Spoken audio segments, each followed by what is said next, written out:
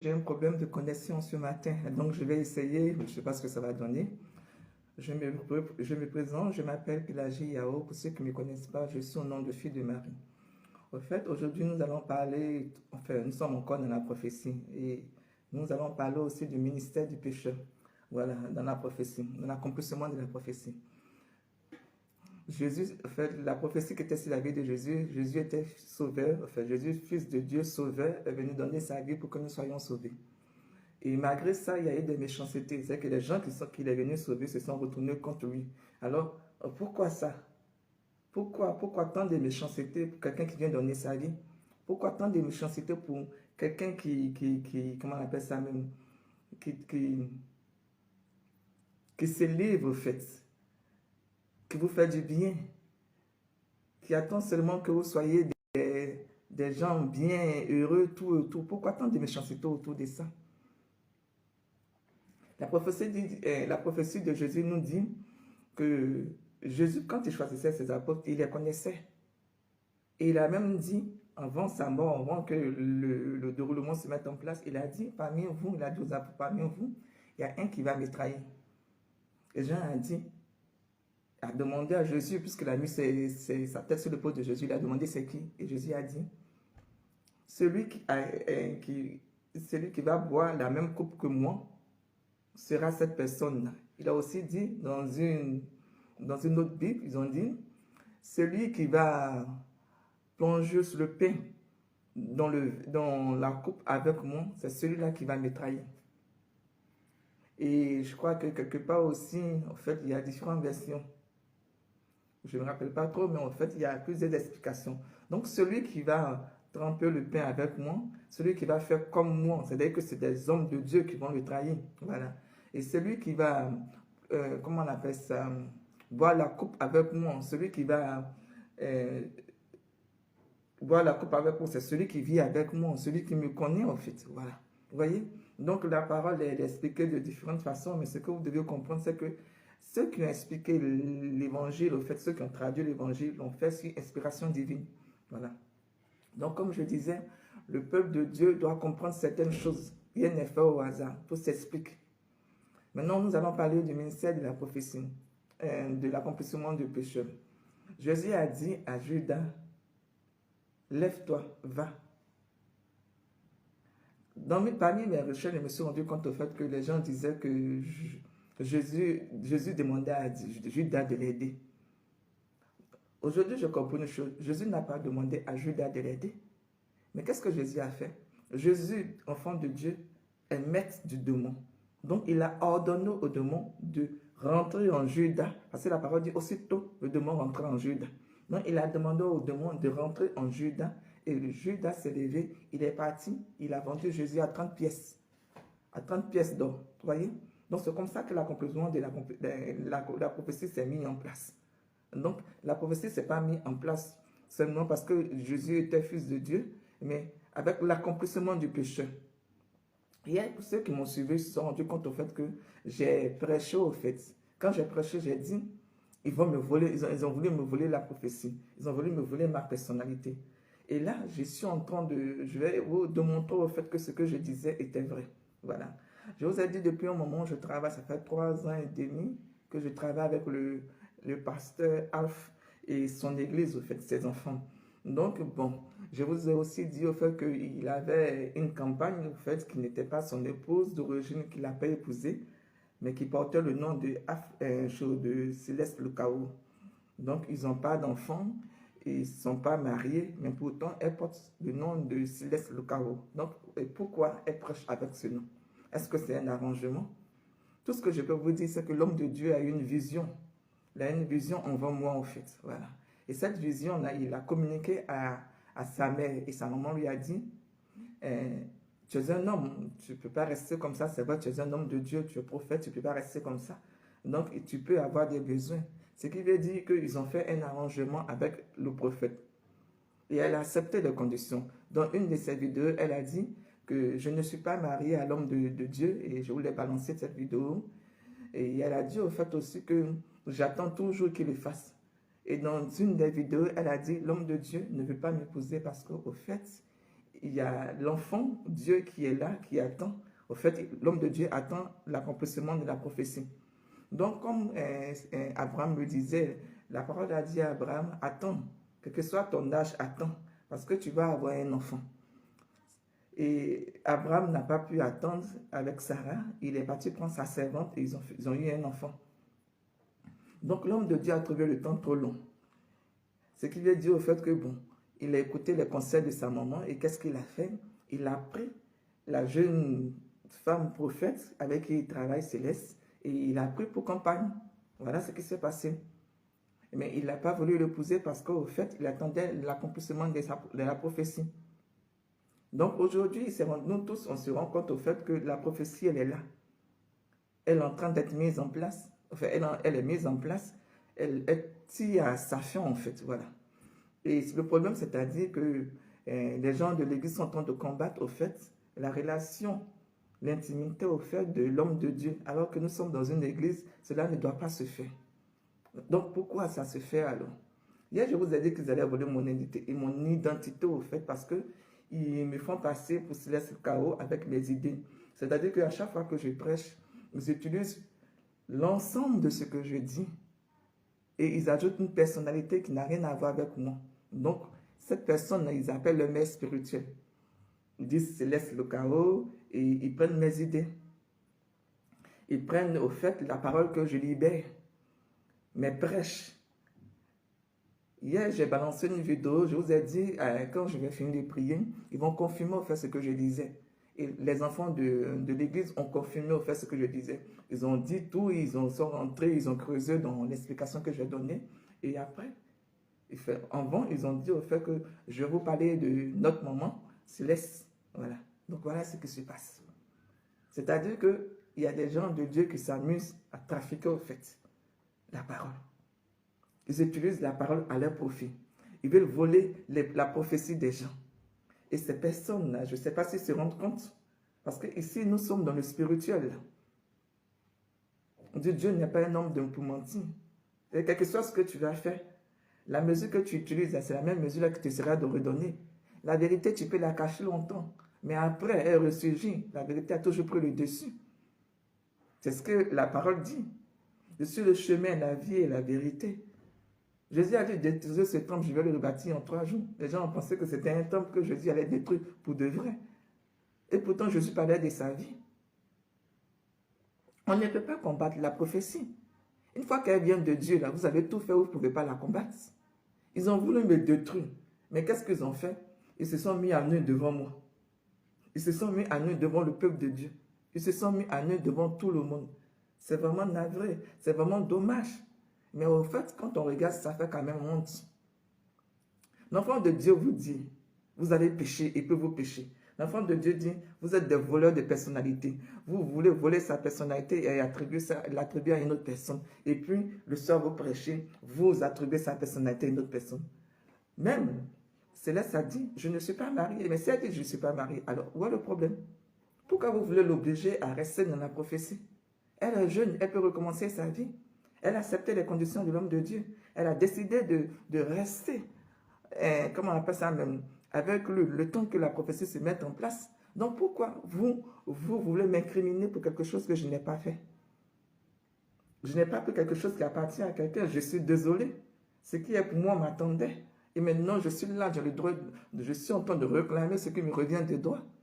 Alors c'est quoi le problème? Peuple de Dieu, c'est quoi le problème? Ça fait 3 ans et demi que je travaille avec les enfants du prophète dans le spirituel. Je les ai formés. Ceux qui étaient prêts ont pu développer quelque chose, ont pu recevoir l'onction en fait. Voilà. Et j'ai travaillé avec Jackie, et Bishop Jackie au fait, qui au départ a essayé de, comment on appelle, se soumettre à la parole. Et ça donnait quelque chose. Donc elle a commencé à faire des miracles, tout et tout. Mais ce que les gens n'ont pas compris, quand vous avez l'onction vient, mais l'onction ne vous dit pas quand ça va, quand il va. Donc le Saint-Esprit peut être en vous aujourd'hui et puis le lendemain, le Saint-Esprit peut partir. Vous voyez? Donc tout dépend de vous. Vous ne pouvez pas dire, je vais essayer de ruser avec Dieu. Non, on ne fait pas ça avec le Saint-Esprit. On ne ruse pas avec le Saint-Esprit. Parce qu'elle vous connaît. Elle est en vous. Elle sait ce que vous avez fait, même avant, au fait que vous ne pensiez à ça. Donc, si elle vous dit au fait que je suis là avec vous, elle sait pourquoi elle est là. Jésus savait pourquoi Judas était là, mais il a commencé à continuer de travailler avec Judas. Jésus savait, le Saint-Esprit savait au fait qui nous sommes. Mais malgré ça, elle continue de travailler avec nous. C'est-à-dire, elle sait au fait que nous pouvons pécher. Nous pouvons rester sains un temps et puis après, nous pouvons chuter, tomber dans le péché. Mais pour autant, elle nous utilise. Est-ce qu'elle est obligée de le faire? Non, mais tout s'explique avec le temps. Donc, comme je disais, j'ai travaillé avec Jackie, Bishop Jackie, comment on appelle ça, parmi les enfants du prophète Alpha. Et qu'est-ce qui s'est passé? Elle a reçu l'onction. Et quand elle a reçu l'onction, elle a commencé à désobéir. Elle a commencé à devenir, elle a ressorti au fait sa personnalité, ce qu'elle était avant. Donc, pour elle, elle a tellement été intelligente. Maintenant qu'elle a l'onction, elle peut faire ce qu'elle veut. Genre, je n'ai plus besoin de l'enfant de Dieu parce que j'ai déjà ce que je voulais. Mais ce qu'elle n'a pas compris, Dieu est Dieu. On ne joue pas avec Dieu. On ne joue pas avec la parole de Dieu.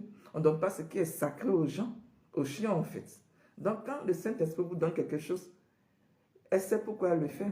Ce qui revient à dire qu'elle a donné le Saint-Esprit. Enfin, elle est entrée dans le prophète Jackie.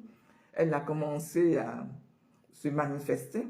Donc, l'enfant de Dieu, Jackie, faisait au fait, il fallait dire le prophète, faisait au fait des miracles. Donc, à partir du moment où elle commence à faire des miracles, on ne peut pas l'arrêter. Mais ce qu'elle a omis, c'est que le Saint-Esprit se retire quand elle veut. Donc, qu'est-ce qui s'est passé? Puisqu'elle a plongé dans le péché, le Saint-Esprit ne peut pas rentrer dans un corps impur. Donc, le Saint-Esprit a fait quoi? Le Saint-Esprit l'a quitté sans même qu'elle le sache. Donc, aujourd'hui, ce prophète-là se met à imaginer, comment je peux dire, à faire des scènes. C'est-à-dire qu'elle crée des scènes qu'elle met en place. Comme cette scène, qu'est-ce que je veux dire par là? Elle fait des miracles. Comment je peux dire ça? Enfin, lui arrive le fait de vouloir faire des miracles alors que le Saint-Esprit n'est pas dedans. Et ça, c'est dangereux. Un homme de Dieu, un prophète qui se comporte comme ça, risque de faire perdre sa vie un jour parce qu'on ne joue pas avec l'onction. On dit ne pas blasphémer. Donc, tu n'as pas le droit de blasphémer. Ce genre de blasphème, là, ça peut vous coûter la vie. Arrêtez de blasphémer parce que c'est très dangereux. Le faux prophète, les gens qui s'amusent à faire des miracles alors que l'onction n'est pas là, alors que le Saint-Esprit n'est pas là. Un jour, vous allez continuer comme ça, vous allez tomber, vous allez dire qu'on vous a maudit, ou bien on a tiré sur vous, ou bien on vous a tué. Alors que c'est vous qui vous êtes livré, c'est vous qui vous êtes donné en spectacle. Donc, cela vous a coûté la vie. Faites attention, parce qu'on ne joue pas avec l'onction. Faites attention, et j'insiste dessus, faites attention, ne joue pas avec l'onction. Alors, comme on le disait, certaines personnes pensent que je suis seul. Jésus disait quoi? C'est votre heure. Si vous m'avez attrapé, si vous êtes en train de me parler comme ça, c'est parce que c'est votre heure. Ça fait 3 ans et demi, bientôt 4 ans que je travaille avec le prophète, on va dire l'église du prophète, donc ses enfants. Et il me voyait seul, il se disait au fait, oh, elle est seule, on va faire ce qu'on veut d'elle. Donc on peut lui voler son onction, on peut lui prendre ce qu'elle veut, ce qui nous intéresse. Mais comme les Ivoiriens le disent, derrière plan, il y a plan. Derrière moi, il y a une amie spirituelle. Derrière moi, il y a Jésus de Nazareth. Derrière moi, il y a le Saint-Esprit. Vous ne pouvez pas voler. Vous ne pouvez pas prendre ce qui n'est pas à vous. Quand Jésus a été cloué sur la croix, qu'est-ce qu'ils ont fait? Ils ont déchiré ses vêtements. Ils ont tiré ses vêtements au sort. Pourquoi les gens de Dieu ne veulent pas faire? Pourquoi cette église-là, l'église du prophète, ne veut pas de moi? Tout simplement parce que ils pensent que je viens prendre leur place. C'est vrai que si je m'en vais là-bas, je vais partir en tant qu'épouse du pasteur. Ça, c'est un. De deux, je vais aussi partir. Mais d'abord en tant que prophète et ensuite en tant qu'épouse du pasteur. Parce que c'est ce qui a été dit et c'est ce qui va se faire. Dieu n'est pas un homme pour mentir. Vous voulez pas. Les choses sont déjà achevées. Les choses sont déjà en place. Excusez-moi. Donc, c'est ça qui pose problème. Les gens en Afrique du Sud ont déjà les mentalités. Cette église en Afrique du Sud a déjà sa mentalité. Elle a déjà sa manière de faire. Donc la question c'est pourquoi le Seigneur m'a amené là-bas? Pourquoi le Seigneur m'a amené là-bas? On vous dit Jésus est descendu aux enfers. Les hommes de Dieu pensent qu'on prêche simplement aux hommes de Dieu, aux enfants de Dieu. Les hommes de Dieu, certains hommes de Dieu pensent qu'on va convertir seulement des gens qui sont déjà parfaits. Le Seigneur a dit, je ne suis pas venu pour les bien portants, je suis venu pour les malades. Mais depuis quand, si vous n'êtes pas malade, vous partez à l'église, et une chose à l'hôpital, c'est ceux qui sont malades qui vont voir un médecin. C'est ceux qui ont besoin de la parole, qui vont à l'église. Mais parmi ces personnes, combien vont à l'église pour écouter la parole? Combien vont à l'église pour faire la volonté de Dieu?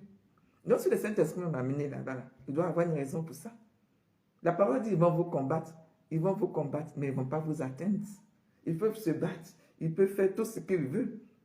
Mais ce qu'ils doivent comprendre, c'est que c'est la volonté de Dieu qui va triompher. C'est Dieu qui nous a créés, les maîtres de tout. Il vous dit carrément que la prophétie va s'accomplir. Il vous dit, je vais faire de vous des pécheurs d'hommes. Il vous dit, je vais vous transformer, je vais vous purifier. Alors, c'est quoi le problème? Tu ne peux pas te battre avec une photo. Tu ne peux pas te battre avec un esprit. Un esprit ne se voit pas. Un esprit n'a pas de corps. Non, à quoi tu joues?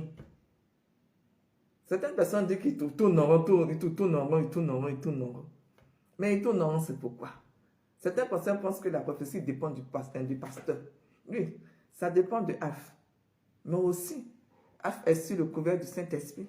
Af est sur l'autorité au fait comment on appelle ça, de Dieu, le Père, le Fils et du Saint-Esprit. Ce qu'ils ne comprennent pas, ce que les gens doivent comprendre, c'est-à-dire que c'est ce que Dieu dit là qui va arriver. Si je suis en train de prêcher maintenant, si je suis en train de vous parler de la parole maintenant, la question que vous devez vous poser, c'est pourquoi je ne l'ai pas fait depuis longtemps? Pourquoi je n'avais pas mis dans le plan dans la prophétie? Enfin, appeler les choses par leur nom. On dit chaque chose a son temps. Un temps pour chaque chose. Chaque chose a son temps. Donc, ils vont vouloir m'embrouiller. Ils vont vouloir me voler ma personnalité. Ils vont vouloir prendre tout ce qu'ils veulent. Mais au final, ça sera la honte. Paul a prêché l'amour. Pierre a prêché quoi? Il a prêché la loi spirituelle. Paul et Pierre ne s'entendaient pas. Pourtant, on dit que c'était deux grands prophètes. À Pierre, ils ont donné quoi? Ils ont donné la clé de l'église. Tu es Pierre, sur toi, je bâtirai mon église. À Paul, ils ont donné le ministère de l'amour. Pourquoi? Parce que c'est un pécheur qui a été converti. Le pécheur converti s'est rendu compte au fait que ses péchés lui a été pardonné et il a trouvé au fait une vie nouvelle. On dit sur le chemin de Damas, Jésus Jésus a interpellé Paul et lui a dit, Paul, pourquoi me persécutes-tu? Pourquoi tu tues mes prophètes? Mes prophètes t'ont fait quoi? Pourquoi tu les tues? En même temps, Jésus a rendu Paul aveugle. Il a dit à Paul, va chez les personnes que tu suis là, va chez un des prophètes là. Il va te redonner la vie. Et quand Paul est parti, ils lui ont redonné la vie. C'est-à-dire que la vie, au fait, donc il y a eu renaissance au niveau de Paul. Il y a eu renaissance au niveau de Paul. Et quand c'est Paul a fait, il est devenu une personne nouvelle. La parole dit, si tu n'es pas de nouveau, tu ne peux pas comprendre les choses spirituelles. Donc si tu comprends les choses spirituelles, c'est-à-dire que tu es passé par quelque chose au fait. Tu es passé par le contraire de la chose que tu vis maintenant. Donc une conversion. Personne ne peut dire que je suis enfant de Dieu sans être converti. Personne ne peut dire que je suis enfant de Dieu et puis ne pas vivre le spirituel. Non, c'est une relation. Or, quand tu dis que tu as une relation spirituelle, c'est que tu as une histoire à raconter. Paul parle de l'amour parce qu'il était tué avant, il ne connaissait pas. Il ne connaissait pas ce qu'on appelle l'amour. Aujourd'hui, Paul parle de l'amour. Paul a donné sa vie. Il est mort pour Dieu. Vous voyez? C'est comme ça. On ne peut rien contre la prophétie. Paul, au départ, n'était pas un apôtre, mais il a été rajouté aux 12, au fait. Les gens prennent 12 apôtres et puis ils mettent Paul dedans, alors que c'est 13 apôtres. Judas était un prophète. Jésus a fait de lui un prophète, même s'il a trahi. Si Judas n'était pas là, il n'allait pas avoir accomplissement de la prophétie. Donc, le ministère du péché de la prophétie, comment on appelle ça même? Le ministère du péché doit être reconnu et accepté. Parce que s'il n'y a pas épreuve, il ne peut pas avoir élévation, il ne peut pas avoir glorification. On ne peut pas dire merci à quelqu'un qui n'a rien fait pour nous. Moi, je dis merci à mon Dieu parce qu'il m'a élevé. Je dis merci à mon Dieu parce qu'il m'a formé. Je dis merci à mon Dieu parce qu'il m'a rendu une personne nouvelle. Donc, s'il n'y a pas le péché, s'il n'y a pas la souffrance, comment vous pouvez faire une différence? C'est important pour nous de comprendre pourquoi il y a un péché dans notre vie. Pourquoi il y a des étapes, pourquoi il y a la souffrance. Il faut qu'on comprenne ça. Parce qu'en tant qu'enfants de Dieu, nous sommes des combattants. On combat au fait nos ennemis. On combat au fait celui qui ne veut pas que, comment on appelle ça même, Jésus soit reconnu. Vous voyez? Un homme de Dieu qui n'a pas d'attaque n'est pas un homme de Dieu. Un homme de Dieu qui vit en faisant que du plaisir au peuple, ce n'est pas possible. On dit c'est que la vérité qui blesse. Moi, dans ma famille, j'ai eu des difficultés avec plusieurs personnes. Certaines personnes disent, ah, elle est comme ça, elle est comme ça, elle est comme ça. On me critique, mais on ne dit pas la vérité. On ne dit pas le pourquoi. Qu'est-ce qu'elle a fait? Pourquoi vous l'attaquez? Si quelqu'un vous amène voir un féticheur pour prendre votre bénédiction, c'est que vous avez quelque chose en vous. On ne peut pas vous amener, on ne peut pas vous envoûter, on ne peut pas prendre votre bénédiction si vous n'avez rien. C'est parce que vous êtes une personnalité, c'est parce que vous avez quelque chose que l'autre n'a pas, qui veut vous prendre. Il vous la prend en fait. Vous comprenez? C'est ça en fait, c'est que vous devez comprendre. Vos ennemis ne vous attaquent pas parce qu'ils veulent vous attaquer. Mais ils vous attaquent pour vous voler quelque chose. Quelque chose qu'ils pensent qu'ils peuvent voler. Ça n'allait pas ça, on tuait les hommes de Dieu comme ça. Ça n'allait pas ça au fait, parce que depuis un moment, comment on appelle ça? On va dire d'abord, dans le passé, on tuait les hommes de Dieu comme ça, au fait, parce que la prophétie l'a voulu. Mais on vous parle d'une nouvelle génération. On dit que cette génération sera têtue. Elle aura du caractère, parce qu'elle va travailler avec le Saint-Esprit. Mais si cette génération se met en place, cette génération est déjà en place même, si elle commence à travailler, vous pensez qu'avec le Saint-Esprit, vous pouvez attaquer cette génération-là? Moi, je dis non, ce n'est pas possible. Sauf si Dieu n'est pas Dieu. On ne peut pas attaquer un enfant de Dieu comme ça qui a l'onction, qui a le Saint-Esprit. Certaines personnes pensent qu'ils peuvent écrire leur destinée. Mais tu ne peux pas écrire ta destinée. Tu ne te connais même pas. Tu ne sais même pas jusqu'à quand tu vas vivre. Arrêtez tout ça. La finalité, c'est quoi? Vous voulez pas, vous allez servir Dieu. Tu veux, tu ne veux pas, tu vas servir Dieu. Donc tu fais un combat, pourquoi? Pour ne rien. Parce que quand tu es parti aux enfers, qu'est-ce qui va se passer? Avant aux enfers là-bas, c'est Dieu tu vas prier. Quand tu es malade, c'est qui tu pries? C'est Dieu tu pries. À chaque fois que tu es dans un besoin, c'est Dieu. À chaque fois qu'il y a un problème, c'est Dieu. Mais quand tu es dans le bonheur, tu te dis que tu as le choix. Donc qu'est-ce que tu fais? Au lieu de choisir de suivre ton Dieu, tu peux choisir de suivre l'esprit mauvais. Mais en choisissant de suivre l'esprit mauvais, qu'est-ce que tu fais? Tu vends ton âme au diable. Parce que l'esprit mauvais, il ne va pas te donner une onction, comment je peux dire ça? Une puissance, sans rien attendre de toi. Au final, c'est qui paie? C'est toi. Tu t'en vas chez un marabout, tu sacrifies quelqu'un. Tu vas chez un marabout, tu veux prendre la bénédiction de quelqu'un. Mais après, qu'est-ce qui se passe? Quand la vérité finit par triompher, qu'est-ce qui se passe? C'est toi qui perds. Parce que justice sera faite. Certaines personnes disent qu'on ne doit pas prêcher la justice. Pourtant, tout l'évangile est justice. Tout l'évangile est justice. Tu ne peux pas venir et puis saluer le nom de Dieu comme ça. Tu ne peux pas venir et puis dire Jésus est un faux prophète. Tu ne peux pas venir et puis dire Jésus n'est pas le Fils de Dieu. Aujourd'hui, il y a différentes religions. Pourquoi? Parce qu'au fait, les gens se battent sur la parole. Les gens veulent expliquer la parole en fonction de ce qu'ils entendent, de ce qu'ils veulent donner aux gens. Ils donnent des versions aux gens. Ils veulent faire de la religion ce qui n'est pas au départ. Jésus a donné sa vie pour son église. Il a donné son corps. Il a vidé le calice. Il l'a vidé jusqu'à la dernière goutte de son corps. Le calice, on dit, il a vidé le calice. Il n'y a pas une goutte de sang qui est restée. La preuve sur la croix, il y a un soldat qui a fléché le cœur de Jésus. Et la dernière goutte de sang est sortie. La parole nous dit, le cœur qui est ouvert grâce à la flèche, ça signifie quoi? Tout ce qui est caché sera dévoilé.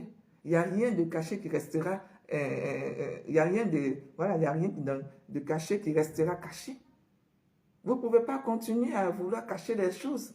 La vérité, c'est Jésus de Nazareth. On vous dit l'évangile est vivante. Vous voulez cacher Jésus parce que vous dites quoi? Que Jésus, c'est une vieille histoire. Mais Jésus, c'est le présent.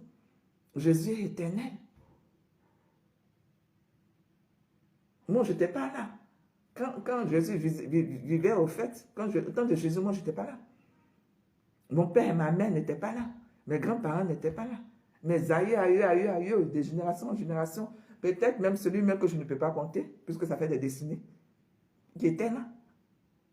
Mais est-ce aujourd'hui, cette personne qui était passée était là? Ce qui veut dire qu'il n'y a pas de témoin. Donc le témoin, c'est qui? C'est le Saint-Esprit. Moi, je n'ai pas appris la parole. Mais pourquoi je prêche comme ça? Pourquoi je prêche comme si j'étais dans le passé? Parce que l'onction est là. Quand l'onction est là, vous connaissez des choses que vous n'avez pas vues. Vous parlez des choses que vous n'avez pas appris. Voilà ce que l'onction fait de vous, il fait la différence. L'onction fait la différence en fait. Je suis un enfant de Dieu. Je suis un prophète. Mais c'est quoi la différence entre toi, le bon et le faux prophète? C'est la vérité.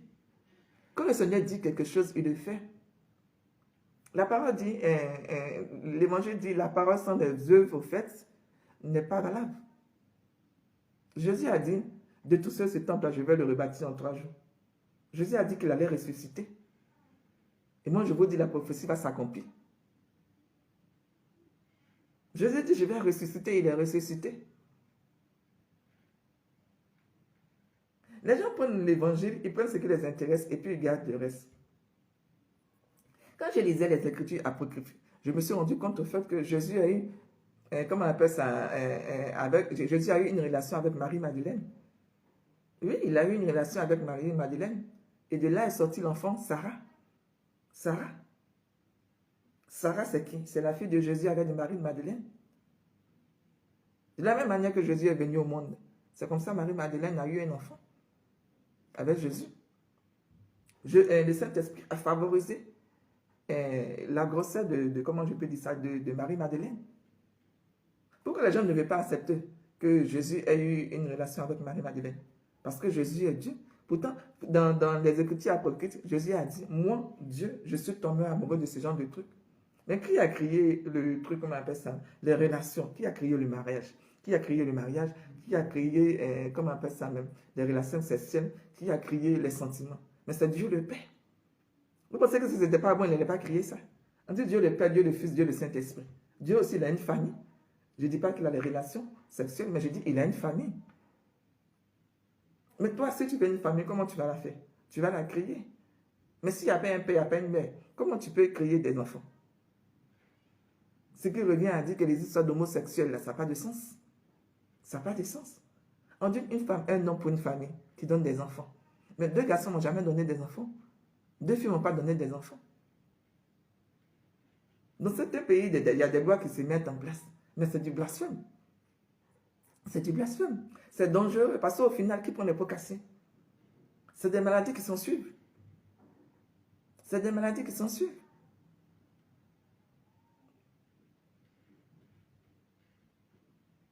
La loi du spirituel est la loi du spirituel. Si on te dit Jésus a créé ça, c'est qu'il a créé, Dieu le Père a créé ça. Il sait pourquoi il a créé ça.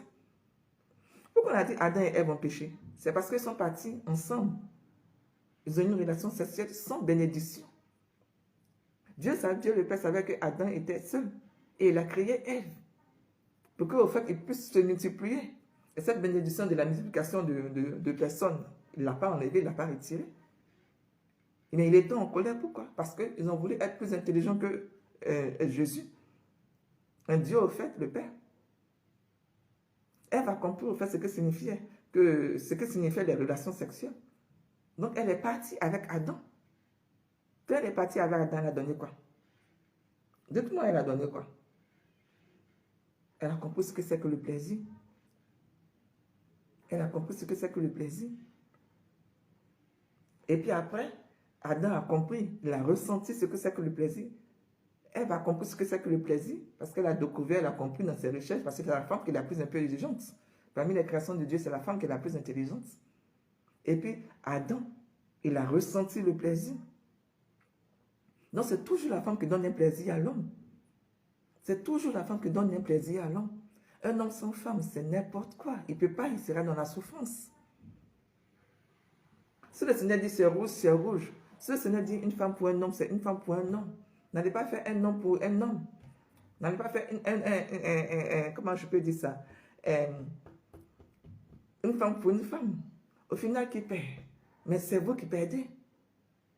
Parce que quand vous souffrez là, c'est quoi? Aujourd'hui, il y a deux personnes, deux hommes qui veulent adopter un enfant. Il y a deux femmes qui veulent adopter un enfant. Non seulement vous diminuez, comment je peux dire ça? La quantité, comment je peux dire ça? Le nombre de personnes qui doivent être créées, mais aussi vous vous enfoncez. C'est comme le mariage.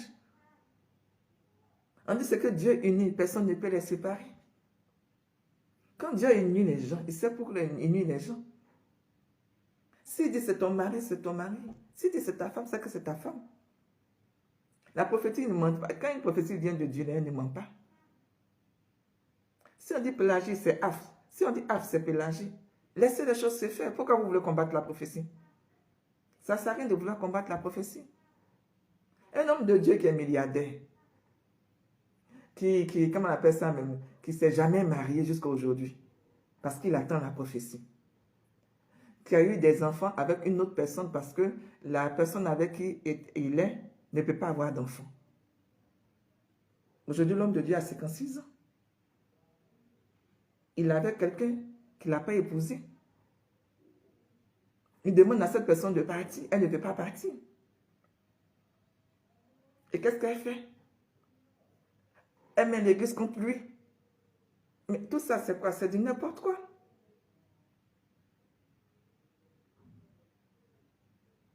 C'est du n'importe quoi.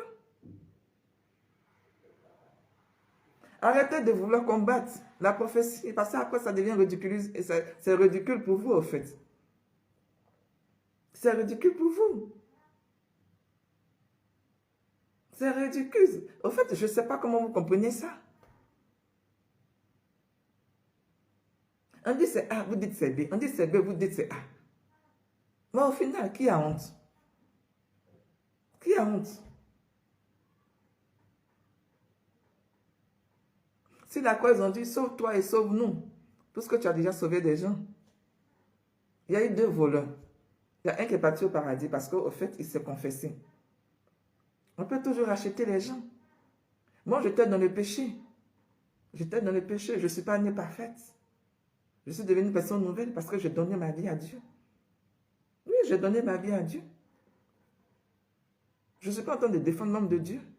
Parce qu'aujourd'hui, il dit, au prophète, non, moi j'ai besoin de rentrer dans ma prophétie. Je l'ai attendu toute ma vie, donc j'ai besoin de rentrer dans ma prophétie. Je ne suis pas en train de le défendre, je ne suis pas en train de dire que ce qu'il est en train de faire est bon. Non. C'est un péché qu'il a commis au fait, parce qu'il devait attendre la prophétie. Il a péché contre le Saint-Esprit. Il a péché comme Dieu le Père, Dieu le Fils. Il n'a pas attendu la prophétie. Moi aussi, j'ai péché. J'ai péché. Pourquoi? Parce que j'étais dans le péché dans le passé. Pour ceux qui m'ont lu depuis longtemps, ils ont compris le fait que je me suis confessé et je n'ai rien caché. Je n'ai rien caché. Personne n'est parfait. Le plus important, c'est l'homme nouveau que nous voulons devenir. Ce n'est pas le passé. On ne doit pas se baser sur le passé de quelqu'un. Simplement pour pouvoir le juger dans le présent. Et puis imaginer son futur. Moi, je dis non. Moi, je dis non. Judas a péché, il s'est donné la mort, alors qu'il connaissait le ministère du pardon. Pierre, il a péché, il a renié Jésus. Il connaissait le ministère du pardon, il a commencé à pleurer, il a demandé pardon à Jésus. Thomas, il a dit, tant que moi je ne vois pas, je ne peux pas croire. Vous voyez? Tout ça, c'est quoi? Il y a la foi. Il y a, comment on appelle ça même? Il y a la trahison. Et puis il y a quoi? Il y a le pardon. L'autre n'a pas eu la foi. Thomas n'a pas eu la foi parce qu'il voulait voir d'abord il voulait toucher Jésus d'abord. Il y a le pardon. Pierre a demandé pardon quand il a trahi Jésus. Il a commencé à pleurer, il a demandé pardon. Il y a Judas qui a trahi Jésus, mais qui s'est donné la mort. Donc, il y a la foi, il y a le pardon, et puis il y a la mort. Vous choisissez quoi? Vous avez le choix là. Vous choisissez quoi? Excusez-moi. Vous choisissez quoi? Vous voulez reconstruire l'église? Vous voulez redevenir des gens bien? Vous voulez avoir une église sur l'onction? Sur la protection de l'onction? Sur le couvert de l'onction? Ou bien vous voulez demeurer dans vos péchés? Parce que ici, on n'est pas là pour parler au fait du prophète. Le prophète, c'est une étape. C'est une étape. Mais après ça, il y a autre chose. Il y a une continuité là. Il y a la continuité. Il y a un ministère qui nous attend. La prophétie dit, il y a un ministère qui se met en place, qui est déjà là. Et moi, qu'est-ce que je suis en train de faire? J'ai été formé dans le spirituel. Ce n'est pas un homme de Dieu qui m'a formé. C'est le Saint-Esprit qui m'a formé. Et j'ai donné des résultats. Et mes résultats ont été palpables. La preuve, j'ai travaillé avec l'homme de Dieu. J'ai travaillé avec AF au Dôme de Paris. J'étais dans la discrétion. Mais les vidéos ont été prises, c'était sur YouTube. J'ai travaillé avec l'homme de Dieu. Je ne suis jamais parti en Afrique du Sud. L'homme de Dieu est venu à Paris. On a travaillé ensemble. Et ça donnait un résultat vraiment dans la réalité, un résultat positif. Parce que l'onction était là et la puissance s'est développée. L'onction a fait. L'onction a travaillé. Le Saint-Esprit était là. Il y a eu des témoins, il y a eu des prophètes même qui étaient là. Il y a un à qui on a demandé, qu'est-ce que tu ressens? Il dit, l'onction déborde ici. Je travaille avec l'homme de Dieu. Je suis resté dans la discrétion. Pourquoi? Parce qu'au fait, le moment n'est pas venu pour que je sois visible à côté de l'homme de Dieu, en face de l'homme de Dieu. Mais ce moment-là va plus tarder. Je ne peux plus rester dans l'ombre. Je ne peux plus rester derrière une caméra ou bien derrière, comment on appelle ça même, mon téléphone en train de prêcher jour et nuit. On dit chaque chose à son temps. La preuve, pendant 3 ans et demi, si moi je ne parlais pas des hommes de Dieu avec qui je travaillais, si je ne disais pas au fait que je travaillais avec l'église de l'homme de Dieu, de DAF, qui pouvait savoir au fait que moi je travaillais avec lui? Personne. Je vous ai dit, on travaille en esprit ensemble. Ce que j'ai dit, ce n'est pas ce que les enfants de AF ont répété hier dans leurs vidéos, quand ils ont prêché. Ce n'est pas tout ce que j'ai dit là qu'ils ont répété. Ce qui veut dire que je ne suis pas dans le mensonge, je suis dans la vérité. Ils prennent ce que je dis et puis ils ajoutent une personne qui n'est pas moi. Parce qu'ils ne veulent pas que je sois leur maman. Ils ne veulent pas que je sois l'épouse du pasteur. Donc voilà. Là, on parle d'une date là. On dit quoi? Que la date... Oh, mes cheveux m'ont mouillé, mon truc. On parle d'une date là.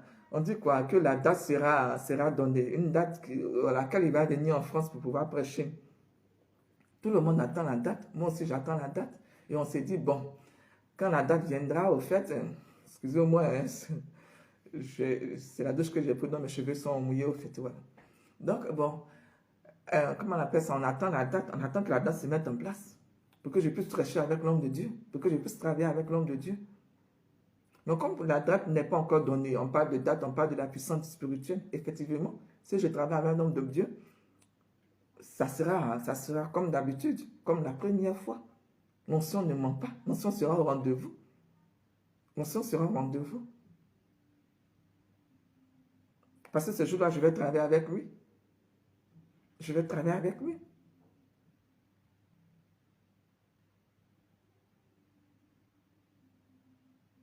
Ça ne sert à rien de dire, je vais me faire passer pour Pélagie. Vous n'êtes pas Pélagie. Moi, je ne suis pas Céleste.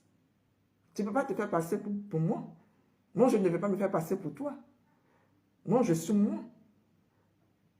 C'est moi Pélagie Yahoo. Toi, c'est Céleste. C'est Céleste en anglais. Ce n'est pas Céleste au Kao. Ton nom de famille, c'est en anglais.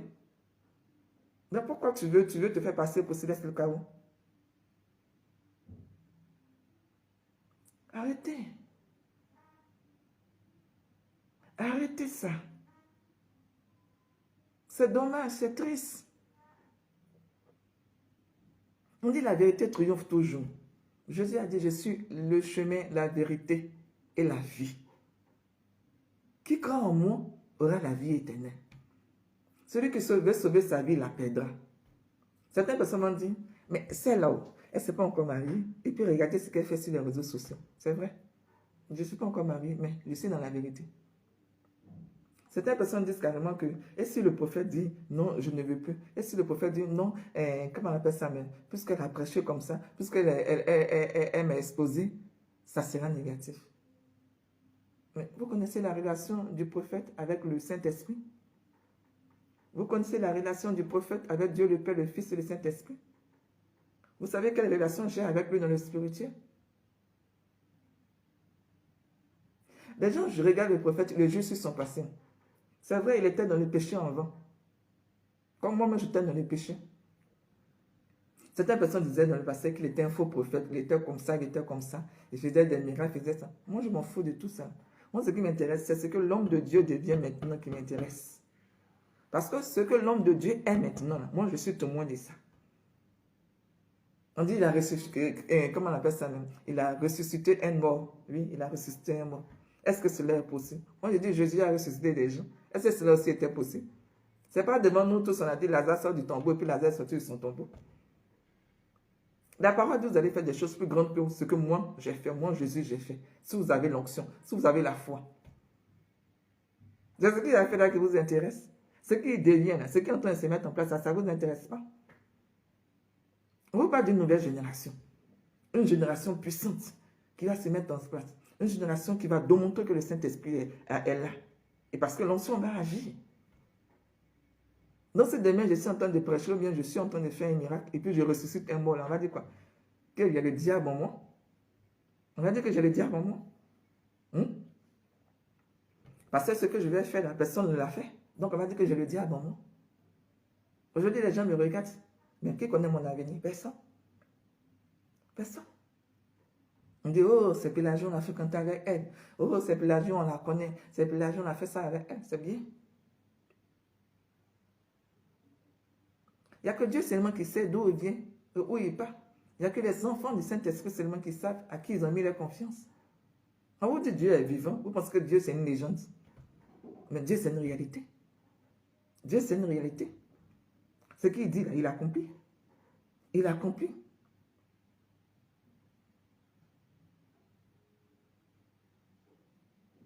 Prophète, faux prophète, tout ça, c'est des conneries. Vous allez vous créer des maladies inutiles. Vous allez vous faire détester par des gens. Vous allez faire créer des ennemis. Vous allez créer votre tombe. Vous allez partir en enfer. Mais au final, c'est quoi? C'est la solitude. Vous allez rester seul. Les gens qui vont vous applaudir, c'est les mêmes personnes qui vont dire, oh, celui-là, c'était un faux type. Moi, je préfère qu'on me condamne maintenant, là où je suis en train de parler, je préfère qu'on me condamne, et puis demain, on m'applaudisse. Parce que je suis en train de tuer ma chair. Là. Je suis en train de tuer ma chair. Je suis en train de prophétiser sur quelque chose qui va se passer demain. Et je parle avec assurance parce que j'ai la foi. Je parle avec assurance parce que j'ai la foi. Donc je tue la chair. Si le grain de blé ne pourrit pas, comment il peut donner des fruits? Comment il peut donner des fruits? Si je n'ai pas la foi, si je ne crois pas à la prophétie, si je ne parle pas haut et fort de ce qui a été dit, de ce qui est en train de se faire, comment il peut avoir un résultat? Comment il peut avoir des témoignages? C'est pas quand je vais cacher les choses que demain je vais dire, ah, dans le passé, quand j'étais dans la discussion, il y a eu ça, il y a eu ça, il y a eu ça, il y a eu ça. C'est le contraire que les gens doivent faire. Ils doivent dire, Pélagie avait dit ça, Pélagie avait fait ça, Pélagie avait parlé de ça. Voilà ce qui doit se faire. C'est ce qui doit se faire que je suis en train de dire maintenant. Je prophétise en quelque sorte, si vous voulez. Voilà ce qui est en train de se faire. Jésus disait et puis il faisait. Jésus disait. Il dit Lazare. Il dit Lazare n'est pas mort, il dort. Lazare sort de ton tombeau. Lazare est sorti de son tombeau. Il a dit à l'aveugle, va. Comment on appelle ça même? Va te laver. Comment on appelle ça même? Va te jeter dans la piscine. Je ne sais pas si c'est l'aveugle, mais je ne sais plus. Va te jeter dans la piscine. Il s'est jeté dans la piscine de Siloué. Enfin, je mélange un peu tout, excusez-moi. Il a dit à l'aveugle, va te laver avec la boue. Les yeux avec la boue. L'aveugle a vu. Il a dit, va, il ne pêche plus. Tout est possible à celui qui croit en Dieu. Il a dit à Pierre, le diable te cherche pour te cribler de balles. Tu as attaqué là, il y a trop de personnes qui vont t'attaquer. Effectivement, le jour où Pierre n'a pas reconnu Jésus, là, il était au milieu d'une foule. Les gens disent, celui-là était avec le Fils de Dieu, était avec Jésus de Nazareth. Il y a une femme qui a dit, oui, il était avec le Jésus de Nazareth. Il était avec ses disciples. Voilà pourquoi Jésus a dit, le diable cherche à te tripler de balles, plusieurs balles en même temps. Parce que c'était plusieurs personnes qui étaient en train d'assaillir Pierre. Et puis il a dit, non, je ne connais pas Jésus. Non, je ne connais pas Jésus. Il va y avoir des moments dans votre vie où les gens vont vous tripler des balles. Ils vont vouloir tirer sur vous. Ils vont vous insulter, ils vont vous juger, ils vont vous condamner, ils vont faire tout. Restez serein, parce que Jésus a déjà fait le travail. Jésus a déjà payé le prix. Restez serein, regardez-les, souriez. Et puis dites-les, Jésus a payé mon prix. Jésus n'est pas mort pour ne rien. Moi, je suis sauvé d'avance. Et je suis là pour accomplir une prophétie. On vous dit dans le spirituel, tout se fait d'avance. Tout se passe dans le spirituel. Avant que Jésus ne vienne au monde, dans ce monde, tout s'était déjà fait dans le spirituel. Jésus était déjà fils de Dieu dans le spirituel. Et quand il est venu, il est venu pour accomplir ce qu'il a dit. On dit, un sauveur vous sera donné. Jésus est venu. Les rois mages, est-ce que vous avez déjà vu Jésus? C'est l'étoile qui les a guidés. C'est l'ange qui est parti, il a dit carrément que Jésus est né. Et puis ils sont venus, ils ont suivi l'étoile, ils sont venus, ils ont trouvé Jésus à Nazareth. Ce n'est pas à moi de faire ma publicité. Moi, je ne vais pas faire de publicité. Moi, je ne dis pas à quelqu'un que je suis fils de Dieu. Je suis. Non. Je répète ce que les gens ont dit de moi. Et j'ai accepté ce que les gens ont dit de moi. Et ce que les gens ont dit de moi, moi, non seulement je l'ai accepté, mais je la mets en pratique parce que je fais des démonstrations. Ce que j'ai dit là, je le démontre. La parole sans les œuvres, c'est zéro. Quand je finis de prêcher, je balance des vidéos. Et quand vous suivez les vidéos, vous les écoutez, vous vous rendez compte que ce que j'ai dit est ce qui suit. Pierre dit, on se complète. Donc, quand une parole est donnée dans la vérité, vous allez voir qu'il y a la justification qui suit. La parole, quand elle est donnée dans la vérité, l'onction agit. Les hommes de Dieu qui font des miracles, c'est des gens de Dieu qui prêchent dans la vérité. Une personne qui ne prêche pas dans la vérité ne peut pas déclencher la puissance du Saint-Esprit. Ce n'est pas possible. Quelquefois, on regarde des vidéos des hommes de Dieu. Ils sont là. On dit quoi? Reçois l'onction. Et puis, ils sont là. Ils fléchissent les genoux. Et puis après, ils se jettent en arrière. Mais l'onction n'a pas le temps de faire ça.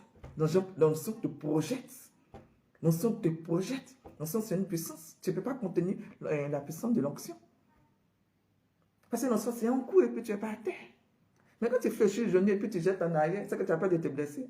Mais si tu ne sais pas que tu vas te blesser, ça veut dire que tu ne sais pas qu'il va se passer quelque chose.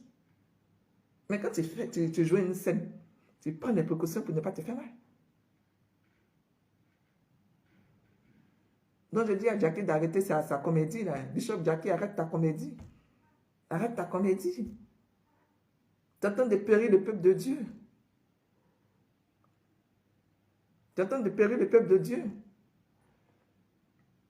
Dans l'église de Af, là, la seule personne qui a l'onction pour le moment, c'est le Père. C'est Af qui a l'onction. Ce qui veut dire que quand Af ne fait pas des miracles, là, les autres là, ne font pas des miracles. Parce qu'ils ne sont pas encore soumis à l'esprit. Ils ont besoin de revoir certaines choses encore dans leur comportement. Tu vas beau les former, s'ils ne sont pas prêts, ça va donner zéro. Tu vas beau les former, s'ils ont une portion de l'onction, ils vont la perdre. Parce que l'onction, là, ça ne ment pas. Ce n'est pas de la jalousie, ce n'est pas de la concurrence. Pour le moment, l'homme de Dieu, c'est lui. Dans l'église, il n'y a que l'homme de Dieu, c'est le papa, Af. C'est Af Lucao. C'est lui qui a l'onction. Les autres n'ont pas l'onction. L'onction va, l'onction vient, l'onction va, l'onction vient. Même moi-même, quand j'ai l'onction, c'est vrai. Mais le jour où je désobéis au Saint-Esprit, le Saint-Esprit va partir. Une façon de me dire, puis là, tu es puni. Quand je vais me ressaisir, elle va revenir. Elle va revenir. Je suis humaine. Je suis comme vous. Je peux tomber. comme me relever. Je peux pécher comme me confesser. C'est ce qui s'est passé sur le chemin de quoi? Avec Jésus de Nazareth. On dit Jésus tombait, il se relevait, il tombait, il se relevait. Jésus est aimé. Jésus est devenu esprit maintenant. Jésus était aimé, il est devenu esprit. Tout ce que Jésus a vécu, c'est ce que nous vivons. La chute. L'élévation. La chute, l'élévation. La chute, l'élévation. On tombe, on se relève, on tombe, on se relève. C'est ça la vie. C'est ça la vie.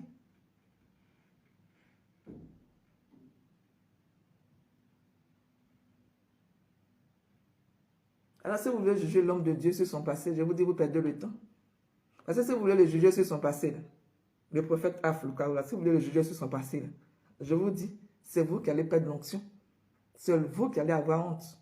Parce qu'aujourd'hui, c'est une personne nouvelle. Quand il fait l'esprit, et quand il prêche avec l'onction, parce qu'on travaille ensemble. Jusqu'à présent, on travaille ensemble. Dans le spirituel, on travaille ensemble. Même si vous ne me voyez pas. Si je suis caché, je travaille avec lui. Quelquefois, lui aussi, quand il veut déconner, il déconne.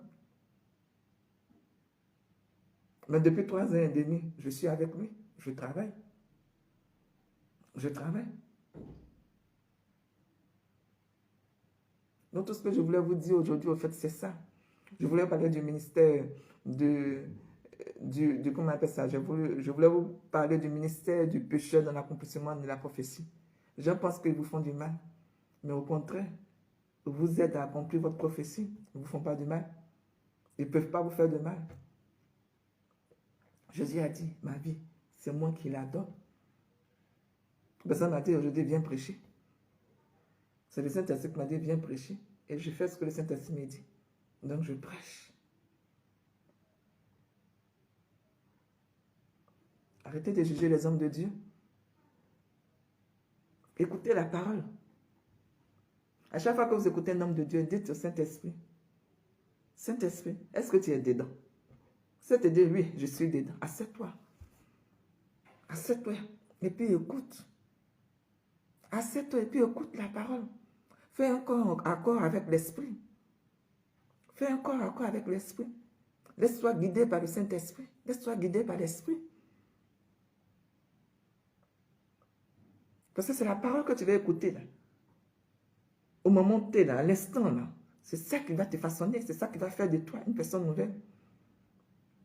Si tu es dans le bonjour, on va dire, quand je dis le bonjour, je vais dire, si tu es prête, en ce moment là où tu écoutes la parole que je suis en train de libérer, et tu demandes au Seigneur, au Saint-Esprit, de faire quelque chose en toi. Saint-Esprit, fais que cette parole puisse agir en moi, puisqu'elle vient de toi. Tu vas avoir ton résultat. Tout ce qu'on fait, on parle avec foi, avec détermination. Moi, je suis fatigué d'écouter les faux prophètes. Dis-toi ça. Je suis fatigué des faux prophètes. Je veux rentrer dans la vérité. Guide-moi là où se trouve ta vérité. Conduis-moi là-bas. Conduis-moi là-bas. Oui. J'ai parcouru, j'ai fait un trajet sans toi. Je suis fatigué. Je suis fatigué. Saint-Esprit. Je suis fatigué. Il y a eu des moments où moi aussi j'ai pleuré. J'ai pleuré à cause de la méchanceté des gens. Je disais, Seigneur, pourquoi? J'ai aidé des gens. J'ai partagé ce que j'avais avec des gens. Mais aujourd'hui, les personnes se retrouvent comme toi. Mais ne les maudis pas. Souris et puis dis, je prie pour toi et le Seigneur fera le reste. Parce que ceux-là, c'est des témoins en fait de ton accomplissement. C'est des témoins de ton accomplissement. C'est que ce moqueur de toi, là, on dit la pierre qu'on a rejetée sera la pierre. Comme on dit ça dans la Bible. Sera la pierre, genre, sera la personne que tout le monde va rechercher. C'est ça. Ils vont vous rejeter. Après, ils vont partir vous chercher. Ils vont vous rejeter. Après, ils vont partir vous chercher. Ils ont tué Jésus de Nazareth, non? Aujourd'hui, là, ce n'est pas les chrétiens qui cherchent la Bible. Oh, Jésus, aujourd'hui, tu dis quoi? Jésus, tu dis quoi aujourd'hui? Mais c'est les chrétiens qui recherchent la Bible. Ce n'est pas les pécheurs fatigués qui recherchent la Bible. La parole dit quoi? Saint-Esprit, j'ouvre la Bible. Parle-moi. Voilà. Parle-moi. Dis-moi. Qu'est-ce que tu veux que je fasse aujourd'hui? Saint-Esprit, je suis perdu. Mais au final, là, ce n'est pas Jésus que vous cherchez. Ce n'est pas Jésus de Nazareth que vous cherchez. D'après les Anglais, on tourne en rond, on tourne en rond. Tourne en rond, tourne en rond. Allez, tourne en rond. Mon peuple de Dieu, je pense que je vais vous laisser. J'ai passé un peu de temps avec vous, ça m'a fait plaisir. Et bon, je vous souhaite une belle journée et je vous dis merci au fait pour ce temps que vous m'avez donné. Et je vous fais de gros bisous. Allez, bonne journée à vous. Au revoir.